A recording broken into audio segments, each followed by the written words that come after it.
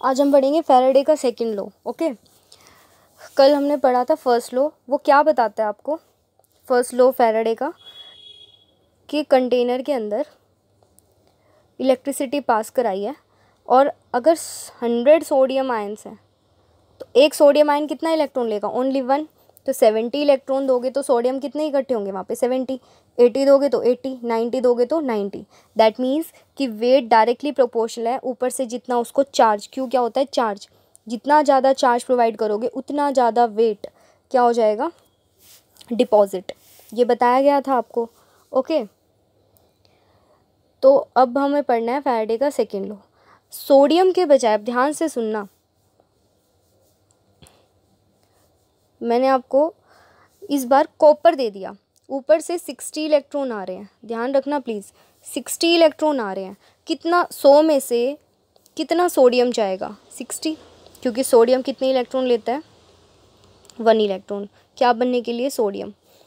तो कितने sodium particle जाएंगे वहाँ पे? 60। तो यहाँ पे सोडियम कितना होगा? 60 पार्टिकल इकट्ठे होंगे, 60 पार्टिकल्स, राइट। अब की बार मैं आपको बोल रही हूँ कि मेरे पास 100 कॉपर आयंस है।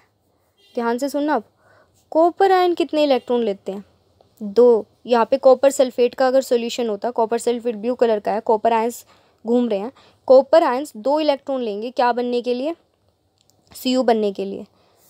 तो Cu कितना इकट्ठा होगा? Cu के पार्टिकल्स बताने हैं आपको कितने इकट्ठे होंगे। एक कॉपर को 2 इलेक्ट्रॉन चाहिए, आ रहे हैं 60 इलेक्ट्रॉन, तो कितना कॉपर जाएगा वहाँ पे? 30। बिल्कुल सिंपल बात है। एक कॉपर 2 इलेक्ट्रॉन लेता है तो 60 इलेक्ट्रॉन आ रहे हैं, तो कितने कॉपर ले पाएंगे? सिर्फ 30। तो अब देखो, जब मैंने same quantity of electricity pass की तो सोडियम तो 60 इकट्ठा हुआ पर कॉपर कितना हुआ? 30 हुआ। क्यों हुआ? क्योंकि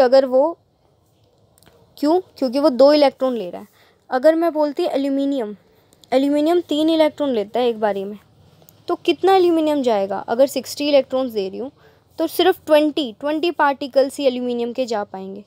तो सेम क्वांटिटी, फिर से सुन लो, अगर मैं ज़्यादा क्वांटिटी दूंगी तो ऑफ कोर्स सोडियम, कॉपर और एल्यूमिनियम तीनों के तीनों ज़्यादा जाएंगे। ये फैराडे का फर्स्ट लॉ है। ज़्यादा इलेक्ट्रिसिटी दोगे तो और ज़्यादा वो डिपॉजिट हो जाएंगे। But same quantity of electricity तीनों को पास करा रही हूँ, अलग अलग क्वांटिटी में वो क्यों जा रहे हैं? क्योंकि उनकी लेने की टेंडेंसी अलग अलग है। इसे हम क्या बोलते हैं? Equivalent weight. इसको थोड़ा क्लियर करती हूँ इक्विवेलेंट वेट को। सोडियम 23 यूनिट्स का होता है, तो वो एक इलेक्ट्रॉन लेके कितना इकट्ठा हो जाएगा? 23 यूनिट्स। अगर मैं इसको एक इलेक्ट्रॉन प्रोवाइड कर रही हूँ तो 23 सोडियम इकट्ठा होगा। बट कॉपर के केस में कॉपर 2 इलेक्ट्रॉन लेके कॉपर बनता है। कॉपर का जो एटॉमिक मास होता है वो 63.5 यूनिट्स होता है, यूनिट्स। तो 63.5 इकट्ठा नहीं होगा, वो 63.5 डिवाइडेड बाई 2 जाएगा। क्यों? क्योंकि 2 इलेक्ट्रॉन चाहिए, आप इसको कितना इलेक्ट्रॉन दे रहे हो? सिर्फ एक। तो यानी कॉपर अपनी 63.5 यूनिट्स नहीं, डिवाइडेड बाई 2।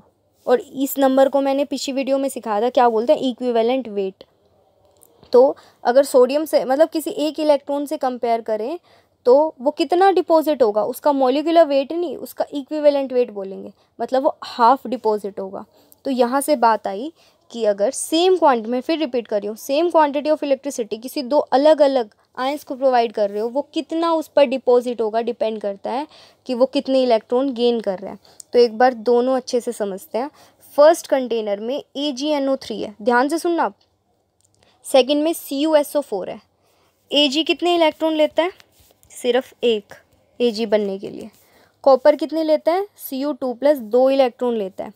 तो Ag का जो वज़न होता है 108 होता है। तो अगर मैं दोनों को same quantity of electricity pass करा रही हूँ, यानी कि 1 इलेक्ट्रॉन, अब ध्यान से सुनना, दोनों को एक इलेक्ट्रॉन दे रही हूँ तो Ag तो पूरा डिपॉजिट हो जाएगा 108, पर कॉपर 63.5 डिपॉजिट नहीं होगा, डिवाइडेड बाई 2, क्योंकि 2 इलेक्ट्रॉन नहीं मिल रहे, उसको एक ही मिल रहा है। तो यानी कि यहाँ कॉपर इकट्ठा होएगा, कैथोड पे होता है ना, यहाँ पे कौन इकट्ठा होएगा? सिल्वर कितना इकट्ठा हो रहा है? As it is. कॉपर कितना हो रहा है? जितना होना चाहिए होता उससे हाफ, क्योंकि उसको 2 इलेक्ट्रॉन चाहिए पर मिल रहा है एक। तो पहले फर्स्ट नियम भी यहीं पे लागू करो। कि ज़्यादा इलेक्ट्रॉन दोगे तो Ag भी ज़्यादा चढ़ेगा ऊपर और कॉपर भी ज़्यादा अपनी क्वांटिटी से ज़्यादा चढ़ेगा, ये फर्स्ट लो है। But same quantity of electricity जब दो अलग अलग आयंस को प्रोवाइड कर रहे हो, वो कितना रोड्स पर जाएगा वो किस पर डिपेंड कर रहा है, उनके इक्विवेलेंट वेट। ये तो पूरा का पूरा 108 हो गया, पर कॉपर कितना हुआ 63.5, जो उसका एटॉमिक मास था उसका हाफ। तो यहाँ से बात क्या सामने आई, कितना वेट इकट्ठा होगा डिपेंड करता है उनके इक्विवेलेंट वेट, जब सेम क्वांटिटी ऑफ इलेक्ट्रिसिटी दो अलग अलग सोल्यूशन में क्या कर रहे हो, पास। पहला नियम क्या कहता है फैराडे का, कि जितनी ज़्यादा इलेक्ट्रिसिटी प्रोवाइड करोगे उतना ज़्यादा करंट उतना ज़्यादा डिपोजिशन होगा आयंस का। बिल्कुल सही बात है, ये इसमें भी लागू होती है ये वाली बात। जितने ज़्यादा चार्ज प्रोवाइड करूँगी उतना ज़्यादा वो रोड्स पर डिपॉजिट होंगे। पर दूसरी बात क्या बताई, अलग अलग कंटेनर्स हैं मेरे पास, अलग अलग आयंस हैं, और वो कितना इकट्ठे होंगे किस पे डिपेंड करता है, उनके इक्विवेलेंट वेट पर। ओके, तो अभी ध्यान से सुनना, अगर मैंने कहा पहले कंटेनर में Ag और दूसरे में कॉपर आयन, तो वेट ऑफ Ag, अब वेट ऑफ Ag किसके डायरेक्टली प्रोपोर्शनल है, इक्विवेलेंट वेट ऑफ Ag। और वेट ऑफ कॉपर किसके डायरेक्टली प्रोपोर्शनल है, इक्विवेलेंट वेट ऑफ कॉपर। ये बात समझ आई, जितना Ag इकट्ठा होगा डिपेंड करता है उसके खुद के इक्विवेलेंट वेट पर, कितना कॉपर इकट्ठा होगा वो किस पे डिपेंड करता है, अभी बताया मैंने, इक्विवेलेंट वेट पर। भाई वो कितना इलेक्ट्रॉन ले सकता है, कोई 3 लेगा तो और कम इकट्ठा होगा, उसके इक्विवेलेंट वेट पे डिपेंड कर रहा है। अब हमने क्या देखा, फैराडे ने इसका और इसका रेशो क्या आ रहा था, इक्वल, इन दोनों का रेशो क्या आ रहा था, इक्वल। तो मैं आपको बुक के अकॉर्डिंग पढ़ा देती हूँ, इसमें क्या लिखा है, ये देखो फैराडे का second low, the amount of different substance कितना इकट्ठा होंगे, लिबरेट मतलब इकट्ठा, by passing same quantity of electricity, कब, उनके इलेक्ट्रोलिटिक सोल्यूशन में, किसके प्रोपोर्शनल है, उनके इक्विवेलेंट वेट। इक्विवेलेंट वेट कैसे निकालते हैं, मोलिकुलर वेट डिवाइडेड बाय वो कितना इलेक्ट्रॉन ले रहे हैं, मैंने अभी बताया। फिर से सुन लो, अलग अलग सेम बिजली पास कर रहे हो, सेम बिजली यानी same quantity of electricity provide कर रहे हो अलग अलग सॉल्यूशंस को, तो कितना सब्सटेंस इकट्ठा होगा किस पे डिपेंड करता है, इक्विवेलेंट वेट। और ये उसका क्या आ गया आपके पास, सॉल्यूशन। फैराडे ने निकाला था कि दोनों का रेशो एक दूसरे के इक्वल है, इक्विवेलेंट वेट का रेशो और वेट का रेशो क्या है, मैं अभी प्रूफ भी करके दिखा दूंगी। तो ये फैराडे का सेकेंड लॉ है, मैं रिपीट कर रही हूँ कि ये मैंने सीरीज़ में लगा रखा है। सीरीज़ में करंट क्या रहता है, सेम। इसमें मान लो कॉपर है और इसमें Ag है इस बार, तो क्या होगा, मैंने यहाँ पर 40 इलेक्ट्रॉन दिए, तो ये 40 यहाँ पे ये 20 इकट्ठा होगा और ये कितना इकट्ठा होगा, 40 हो जाएगा पूरा का पूरा। बट अगर मैं 80 दे दूँगी तो ये 80 इकट्ठा हो जाएगा और ये 40, यानी जितना क्वांटिटी ऑफ इलेक्ट्रिसिटी बढ़ा रही हूँ उतना इनका वेट बढ़ रहा है। ये कौन सा नियम है, फैराडे का फर्स्ट नियम। बट जब सेम, पर दोनों टाइम सेम ही तो दे रही हूँ electricity, same quantity of electricity pass कर रही हूँ, पर यहाँ पे वेट अलग अलग इसलिए आ रहे हैं क्योंकि वो किस पर डिपेंड करता है, उनकी इक्विवेलेंट वेट। तो ये था फैराडे का सेकेंड लॉ, ठीक है। अब एक और चीज़, अगर मेरे पास 3 अलग अलग कंटेनर है, 3 अलग कंटेनर, एक में ZnSO4 है, एक में AgNO3 है और एक में CuSO4 है। Zn कितने इलेक्ट्रॉन लेता है, जिंक 2 इलेक्ट्रॉन लेता है जिंक बनने के लिए। कॉपर का मैं लिख नहीं रही हूँ, आपको पता है 2, और Ag का कितना होता है 1, ये AgNO3 लिखा हुआ है मैंने। तो अब यहाँ पे देखो, ये इसके साथ सीरीज़ में है, ये इसके साथ सीरीज़ में है, तो जिंक और Ag को अगर इन दोनों को एक साथ ले रहे हो तो zinc, weight of zinc upon में वेट ऑफ Ag किसके इक्वल होगा, weight of zinc, equivalent weight of zinc upon में इक्विवेलेंट वेट ऑफ Ag। ऐसे ही Ag और कॉपर को एक साथ रखो अब, तो ये 2 इक्वेशन बन गई। इससे रिलेटेड हम एक क्वेश्चन करेंगे तो समझ आ जाएगा आपको, ओके।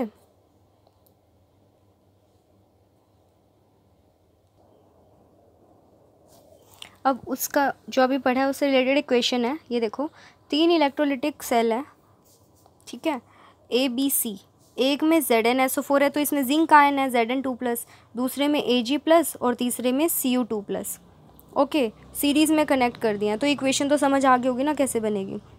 1.5 एम्पियर करंट पास कराया है और आपको ये बोला है कि जो बीच वाली सेल है उसमें Ag 1.45 ग्राम इकट्ठा हुआ है, पढ़ के देखो, ठीक है। 1.45 ग्राम Ag सिल्वर इकट्ठा हो गया। कह रहे हैं कॉपर कितना हुआ और जिंक कितना हुआ, और how long did the current flow, यानी टाइम निकालना है, ठीक है। तो अब देखो इसमें हम कैसे करेंगे, हमारे पास W इक्वल्स टू ZIT का फॉर्मूला है। अब Ag का इक्वेशन भी पता है, तो Ag का एटॉमिक मास 108 होता है, वो कितने इलेक्ट्रॉन लेता है 1, तो इक्विवेलेंट वेट आ गया। Z निकाल लोगे, Z भी पता है, W दे रखा है 1.45, चेक करो क्वेश्चन में ऊपर दे रखा है आपको, देखो ये लिखा 1.45। इसमें से आप क्या निकाल सकते हो, T। अब उसके बाद क्या करोगे, T आ चुका है, जैसे ही T आया कॉपर की इक्वेशन लगाओ, उसका मोलिकुलर वेट पता ही था, इक्विवेलेंट वेट आ गया, Z आ गया, ZIT, I पता है, T पता चल गया, Z पता है, तो आप क्या निकालोगे, कॉपर का मास। इसी तरीके से सेम आप किसका मास निकाल सकते हो, जिंक का, जिंक जो पहले कंटेनर में जिंक है उसका, सेम इक्विवेलेंट वेट निकालो, Z निकालो, T निकल चुका था, ये आ गया। पर इससे अच्छा है एक और तरीका, जो फैराडे का सेकंड लॉ है, हमें ये इक्वेशन पता है ना, जिंक और Ag आपस में सीरीज़ में थे और कॉपर, पहले इन दोनों को सीरीज़ में ले लो, आगे जिंक है तो जिंक ऊपर Ag नीचे, फिर जिंक ऊपर Ag नीचे। x जिंक का नहीं पता, Ag का मास पता है, इक्विवेलेंट वेट कितना होता है जिंक का 65.3/2, जिंक 2 इलेक्ट्रॉन लेता है ना इसलिए, और Ag का 108 मास होता है, पर वो 1 इलेक्ट्रॉन लेता है तो 1 नहीं लिखा मैंने, तो x आ गया। इसी तरीके से कॉपर का भी निकाल सकते हो, तो देखो कॉपर का कैसे निकालोगे, उसका जो वेट है Ag का ऊपर रखेंगे, कॉपर का नीचे, क्योंकि Ag पहले है, यहाँ पे Ag है, इधर कॉपर है, यहाँ Ag इधर कॉपर, ठीक है। तो ये सारी वैल्यू पुट कर दी मैंने, तो ये क्या निकल गया, कॉपर का वेट। समझ गए होगे, वेट दे रखा है, x मान लो, equivalent weight 108 divided by 1, copper का इक्विवेलेंट 63.5 डिवाइडेड बाय 2, तो ये मेरे पास क्या आ गया, x। अब हम एक क्वेश्चन करेंगे जो आपके 2019 का क्वेश्चन है, 2019 में आया था ये, तो पढ़ो। एक स्टेडी करंट 2 एम्पियर, बिल्कुल सेम क्वेश्चन है, इसमें सिर्फ 2 ही सेल हैं, मतलब 2 ही कंटेनर हैं, एक में Fe2+ है, एक में Zn2+ है, ठीक है। तो इसमें लिखा है 2.8 ग्राम Fe मिला, आपको Fe दे रखा है, आपको जिंक बताना हो कितनी देर के लिए करंट फ्लो हो रहा है, और सारे देखो गिवन होता है सब कुछ बोर्ड्स में, मास दोनों का, फैराडे कांस्टेंट। तो इसका सोल्यूशन देखो, I दे रखा था, हमने क्या लगाया, W, ये W लगा दिया, और यहाँ से क्या निकाल लिया, T। ये कैसे निकाला, 56/2, ये आयरन का इक्विवेलेंट वेट कर लोगे ना, और ये हमने फैराडे का सेकंड लॉ लगा दिया और यहाँ से क्या निकाल दिया, x। तो ये सारे क्वेश्चंस थे आपके।